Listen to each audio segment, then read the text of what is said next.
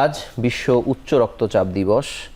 ধরে নেওয়া হয় বাংলাদেশে প্রতি 4 জন প্রাপ্তবয়স্কের একজন উচ্চ রক্তচাপে ভুগছেন, কিন্তু হতাশার খবর হলো এর অর্ধেকেরও বেশি মানুষ জানেনই না তাদের উচ্চ রক্তচাপ আছে এবং উচ্চ রক্তচাপ থেকে কত ধরনের ক্ষতি শারীরিক মানসিক হয়ে থাকে। এই নানা বিষয়ে আমরা আলোচনা করব। আরোগ্য নিকেতনের আজকের বিষয়ে আমরা দিয়েছি উচ্চ রক্তচাপ থেকে হৃদরোগ। এই বিষয়ে কথা বলতে আমাদের স্টুডিওতে উপস্থিত হয়েছেন দেশের স্বনামধন্য একজন হৃদরোগ বিশেষজ্ঞ। আমাদের সঙ্গে আছেন অধ্যাপক ডাক্তার তৌফিক শাহরিয়ার হক, সিনিয়র কনসালটেন্ট কার্ডিওলজি বিভাগ, ন্যাশনাল হার্ট ফাউন্ডেশন হাসপাতাল অ্যান্ড রিসার্চ ইনস্টিটিউট। আপনাকে স্বাগত জানাচ্ছি আমাদের অনুষ্ঠানে। আসসালামু আলাইকুম সবাইকে। ওয়ালাইকুম আসসালাম। অনুষ্ঠান শুরু করবার আগে দর্শক আপনাদের জানিয়ে দিতে চাই অনুষ্ঠানটি সহযোগিতা করছে বিকন ফার্মাসিউটিক্যালস লিমিটেড। আমরা অনুষ্ঠানের বিষয় দিয়েছি উচ্চ রক্তচাপ থেকে হৃদরোগ। আমি আরও বিষয় আলোচনা করার আগে উচ্চ রক্তচাপের সঙ্গে হৃদরোগের সংযোগটা কীরকম সেটি যদি বলেন। হৃদরোগ আসলে একটা অনেক বড় চ্যাপ্টার, আমাদের হৃদয় আমাদেরকে সব দিক থেকে চালায়। আমরা হৃদরোগ বলতে সবাই সবসময় হার্ট অ্যাটাককেই বুঝে থাকি, যে বুকে ব্যথা হচ্ছে, এই জিনিসটা। হৃদরোগের অনেকগুলো কারণ, যেই কারণগুলো হৃদরোগকে ত্বরান্বিত করে তার মধ্যে একটি হচ্ছে উচ্চ রক্তচাপ। পাশাপাশি ডায়াবেটিস, ধূমপান, স্থূলতা ইত্যাদির সাথে উচ্চ রক্তচাপ একটা অনুসর্গ, যে আমাদের হার্ট অ্যাটাকের দিকে নিয়ে যেতে পারে। যেমন আমরা জানি যে ডায়াবেটিসের সাথে উচ্চ রক্তচাপের সম্পর্ক বা অন্যান্য অনেকগুলো ফ্যাক্টর আপনি বললেন, কিন্তু উচ্চ রক্তচাপের সঙ্গে এর সম্পর্কটা কত বেশি গভীর এবং কতটা জটিল করে তোলে? আমাদের যতজন রোগী, আপনি যেমন বলছেন ডায়াবেটিসের কথা, আমাদের যতজন রোগী আমাদের হাসপাতালে বা আমাদের কাছে হৃদরোগ নিয়ে আসে, বুকে ব্যথা, ইসকেমিক হার্ট ডিজিজ নিয়ে আসে, তার 50 ভাগেরও বেশি লোক ডায়াবেটিসে ভুগছে এবং অন্তত 30 ভাগ লোক উচ্চ রক্তচাপে ভুগছে। কাজে উচ্চ রক্তচাপ, অনিয়ন্ত্রিত উচ্চ রক্তচাপ অবশ্যই ইসকেমিক হার্ট ডিজিজ বা বুকে ব্যথা, হৃদয়ের ব্যথার জন্য একটা গুরুত্বপূর্ণ। তাহলে এই যে অনিয়ন্ত্রিত উচ্চ রক্তচাপের ব্যাখ্যা আসলে কি? আমরা সবসময় বলে থাকি আমার রক্তচাপ উপরেরটা এত, নিচেরটা এত। আসলে কথা হচ্ছে আমাদের শরীর একটা যন্ত্র, এর জ্বালানি প্রয়োজন। জ্বালানি হচ্ছে অক্সিজেন। রক্ত আমাদের শরীরের একদম দূরবর্তী প্রান্ত পর্যন্ত এই অক্সিজেনটা সরবরাহ করে থাকে। এটাকে চালিয়ে নেওয়ার জন্য শরীরে একটি নির্দিষ্ট চাপ প্রয়োজন, যেটা হার্ট জেনারেট করে থাকে।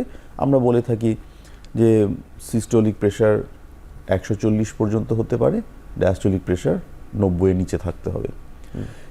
এই মাত্রাটা যখন অতিক্রম করে যাবে, অর্থাৎ আমাদের শরীরকে চালানোর জন্য আমাদের হার্টকে তার সাধ্যের বাইরে পরিশ্রম করতে হচ্ছে, তখন আমরা এটাকে উচ্চ রক্তচাপ বলে থাকি। কিন্তু উচ্চ রক্তচাপ নির্ণয় করতে গিয়ে কি আমরা আসলে ভুল করি? বা এটা একটা খুবই গুরুত্বপূর্ণ প্রশ্ন, কারণ আমাদের বাসায় এখন সবার বাসায় প্রেশার মাপার যন্ত্র আছে, বাসার আশেপাশে দোকানগুলোতে আছে। জি, আমার যখনই খারাপ লাগে আমি চট করে নিজেই বা কাউকে ডেকে বা আমার বাসার সামনে দোকানে গিয়ে, ভাই প্রেশারটা একটু মেপে দেন। আপনি খেয়াল করবেন যে আমাদের বিশ্ব উচ্চ রক্তচাপ দিবসের থিম হচ্ছে সঠিকভাবে রক্তচাপ নির্ণয় করুন, নিয়ন্ত্রণে রাখুন, দীর্ঘজীবী হন। সঠিকভাবে রক্তচাপ নির্ণয় করাটাকে গত কয়েক বছর থেকে বারবার গুরুত্ব দেওয়া হচ্ছে। মানে প্রতিপাদ্য একই থাকছে, বারবার থাকছে। জি, কেননা আমরা ভুলভাবে রক্তচাপ মেপে আমাদের রক্তচাপ মাপার ব্যাপারটাকে আরো জটিল করে তুলছি। এখানে খুব ভালোভাবে বলা আছে, আপনি যখন তখন দৌড়ে গিয়ে প্রেশার মাপতে পারবেন না। রক্তচাপ মাপতে হলে দিনের সেরা সময় হচ্ছে সকালে আপনার নাস্তা খাওয়ার আগে বা রাতে ডিনার খাওয়ার আগে। আচ্ছা। এবং আরো বলা আছে সারা যখন তখন মাপা যাবে না। এছাড়াও বলা আছে যে আপনি যখন রক্তচাপ মাপবেন আপনার পারিপার্শ্বিকতা শান্ত থাকতে হবে। হ্যাঁ, আপনি রক্তচাপ মাপছেন, আপনার পাশের বাসে উচ্চস্বরে মিউজিক বাজছে, সামনে কনস্ট্রাকশনের কাজ চলছে, গাড়ি হর্ন দিচ্ছে, এত শব্দ চারিদিকে, এরকম পরিবেশে মাপা যাবে না। এত বিস্তৃত বিষয়টি। হ্যাঁ, এবং আপনি রক্তচাপ মাপার নির্দিষ্ট সময় আগ পর্যন্ত ধূমপান করতে পারবেন না, কফি খেতে পারবেন না।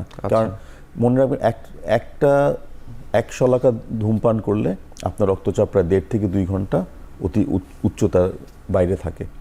একইভাবে কফি খেলেও প্রায় 1 ঘন্টার মতো আপনার রক্তচাপ বেশি থাকতে পারে। এবং আপনাকে কেমন চেয়ারে বসতে হবে, হেলান দিয়ে বসতে হবে, পা মাটিতে রাখতে হবে, তারপরে আপনি রক্তচাপ মাপতে পারবেন, এবং একটি রক্তচাপ মেপে আপনি একজনকে উচ্চ রক্তচাপের রোগী বলতে পারবেন না।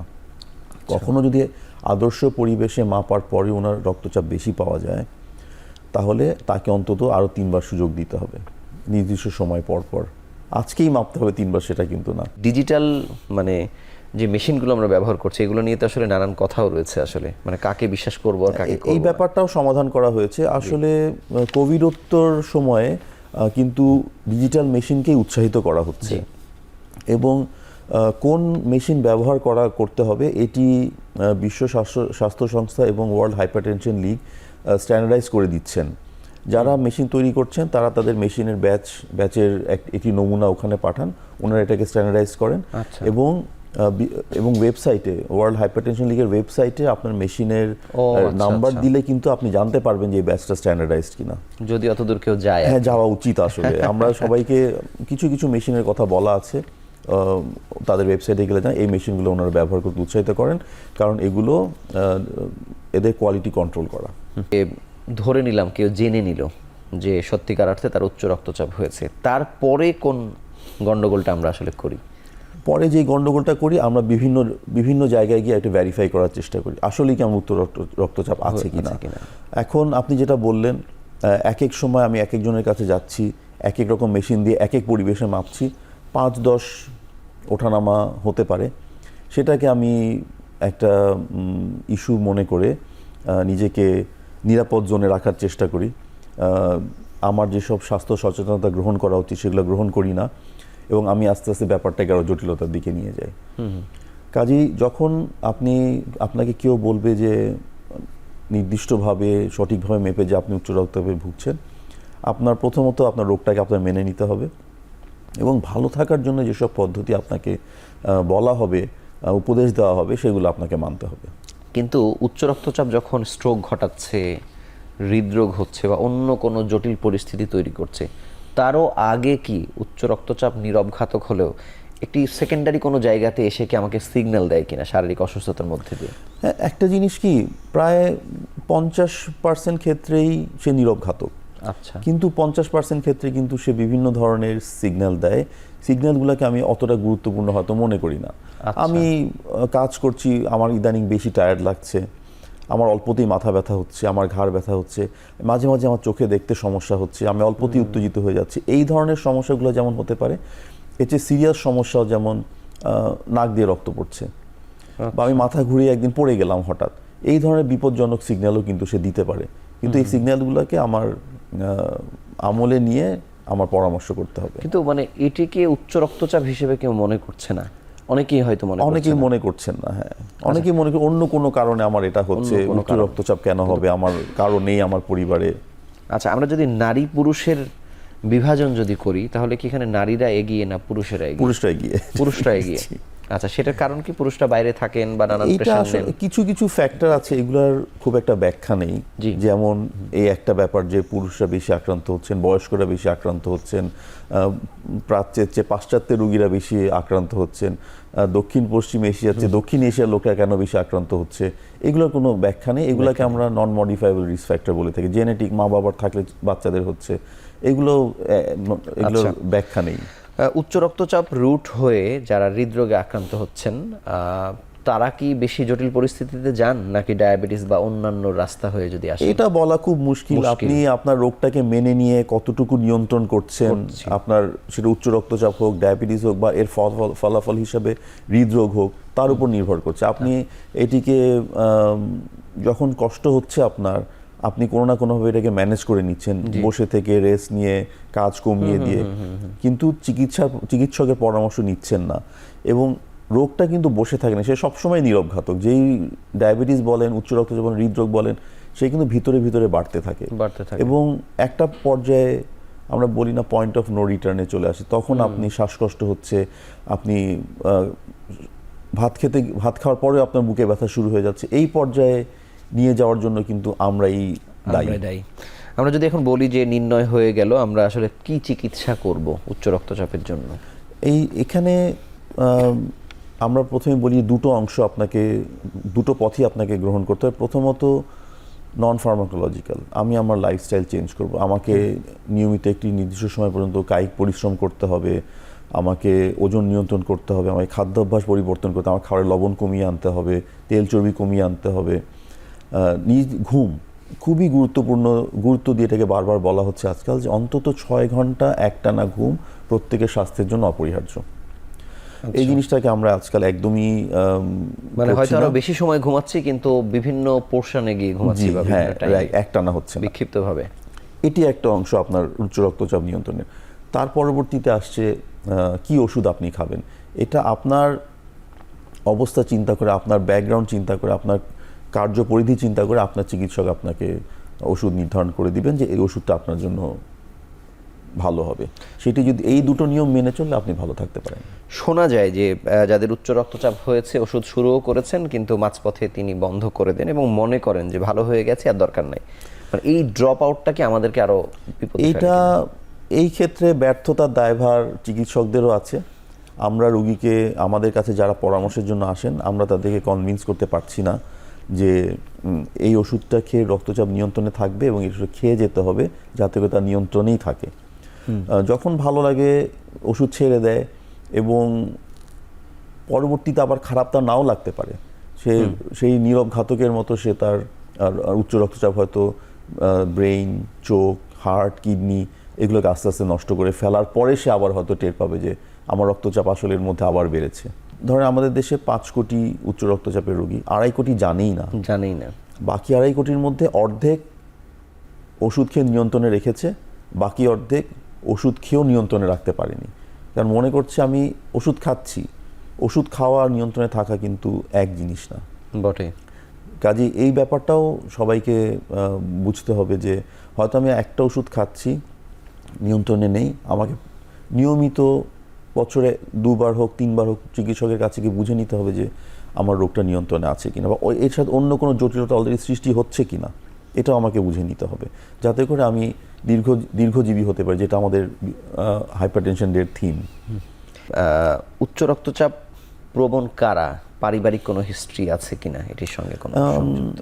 উচ্চ রক্তচাপ প্রবণ কিছু যে বললাম নন মডিফাইবল ফ্যাক্টর আছে, যে যারা একটু স্থূলকায়, যাদের সারাদিনের কার্যকলাপে শারীরিক পরিশ্রম নেই, যারা খাওয়ারের ব্যাপারে বিলাসী, তেলযুক্ত, চর্বিযুক্ত, লবণযুক্ত খাবার খাচ্ছেন, যাদের ধূমপান বা অ্যালকোহলের অভ্যাস আছে, এবং ফ্যামিলি হিস্ট্রি বলতে গেলে মা বা বাবা বা দুজনেরই থাকলে সন্তানদের প্রায় 30 থেকে 50% পর্যন্ত চান্স থাকে উচ্চ রক্তচাপে। তার মানে পরিবারে থাকলে তো আমার চেক করে নেওয়া উচিত। অবশ্যই এটাও বলা আছে যে যদি মা বা বাবা থাকে আপনার 40-এর পরে, অবশ্যই নিয়মিত ডায়াবেটিস থাকলে ডায়াবেটিস, উচ্চ রক্তচাপ আপনাকে বছরে অ্যাটলিস্ট 2 বার করে পরীক্ষা করতে হবে। কিন্তু বংশে হওয়ার যদি হয়, বংশে যদি কারো থাকে, এটি কি ওই পরবর্তী জেনারেশনের 40 বছর পর্যন্ত অপেক্ষা করতে হয় নাকি আরো আগে হয়ে যায়? আরো আগে হতে পারে, আরো আগেও হতে পারে, বাট 40কে একটা মার্ক হিসেবে একসময় ধরা হয়েছিল, সেটাই চলছে। কিন্তু এটি কি শিশু, কিশোর বা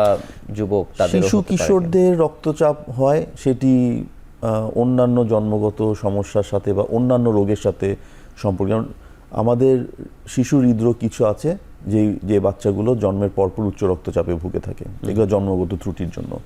কিছু অন্যান্য, যেমন অনেকের কিডনি রোগ হয়, সেখান থেকে উচ্চ রক্তচাপে, অনেকের এন্ডোক্রাইন কোনো সমস্যা হলে, যেমন থাইরয়েড, আমরা অনেকেই এখন জানি থাইরয়েড সমস্যা থেকে উচ্চ রক্তচাপে শিশু কিশোররা।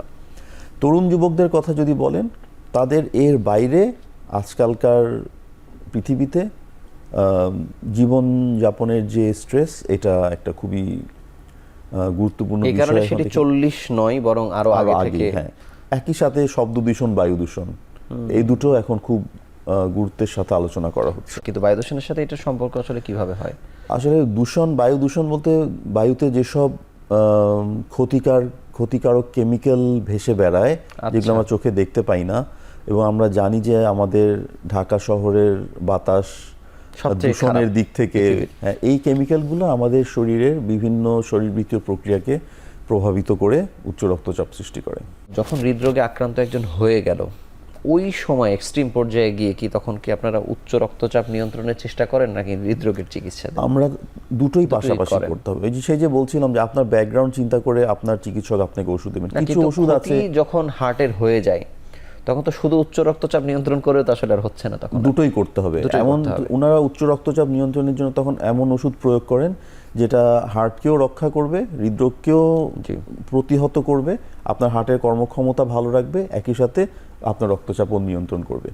এবং সাথে সাথে এর থেকে জানি কোনো ধরনের জটিলতার সৃষ্টি না হয় সেগুলোর জন্য তখন ওষুধ প্রয়োগ করা হয়। তো দেখা যায় তখন রক্তচাপ, আপনি যেমন বলছেন, রক্তচাপের পাশাপাশি আমাকে আরও এক্সট্রা একটা দুটো ওষুধ তখন খেতে হচ্ছে, এবং একই সাথে খুবই গুরুত্বপূর্ণ হচ্ছে লাইফস্টাইল চেঞ্জ করা। কিন্তু গ্রামের মানুষরা তো অনেক ধরনের সুবিধার মধ্যে থাকেন, শব্দ দূষণ বা বায়ু দূষণ বা অনেকগুলো ফ্যাক্টর তাদের পক্ষে থাকে, মানে সেই মানুষেরাও তো উচ্চ রক্তচাপে ভুগছেন। সেই রক্তচাপে ভুগছেন। এখানে খুবই গুরুত্বপূর্ণ কারণ হচ্ছে ধূমপান, বায়ু দূষণ এবং খাদ্যাভ্যাস। জি, ধূমপানের দিক থেকে তো হ্যাঁ, সেটা একটা বড় ফ্যাক্টর। এর প্রিভ্যালেন্স আমাদের দেশে অনেক বেশি। এমনকি গ্রাম অঞ্চলে আমরা দেখেছি ছোট ছোট কিশোররা, তারাও কিন্তু না বুঝেই ধূমপান করছে। হ্যাঁ, এবং সেখানে কিছু ফ্যাক্টরির পাশাপাশি ইটের ভাটা একটা গুরুত্বপূর্ণ ব্যাপার, যারা বায়ু দূষণ করছে, এবং খাদ্যে লবণের আধিক্য। যেটি কাল কয়েকদিন আগে প্রোগ্রাম হয়েছে যে 25,000 মানুষ বাংলাদেশে মারা যাচ্ছে। জি, এবং আমরা আমাদের দেশে যেসব অতিরিক্ত লবণ, হ্যাঁ, স্টাডি হয়েছে, আমরা দেখেছি যে আমরা 5 গ্রাম লবণ যেখানে আমার সর্বোচ্চ খাওয়ার কথা, আমরা 9 থেকে 15 গ্রাম পর্যন্ত লবণ সাধারণত খেয়ে থাকি। এবং অনেকে তো মনে করেন যে আমি ভাজা লবণ খাচ্ছি, কিন্তু এই কথাটা আমাদের জবাব প্রায়ই দিতে হয় রোগীদেরকে, লবণটা আমি টেলে খেতে পারি কিনা। লবণ কিন্তু লবণ, সেটা ভেজেই খাই আর পানিতে গুলিয়েই খাই, লবণ তার ক্ষতিকার জিনিসটা নষ্ট হচ্ছে না। শেষ প্রশ্ন, যে অনেক বছর ধরে আমরা প্রোগ্রাম করছি, আপনারা কথা বলছেন, ব্যাপারটি কি এমন যে আমরা যে গতিতে কথা বলছি বা যত কথা বলছি তার থেকে বেশি গতিতে উচ্চ রক্তচাপের রোগী তৈরি হচ্ছে, এই কারণে হয়তো মনে হচ্ছে যে পরিবর্তন হচ্ছে না, এমন কি?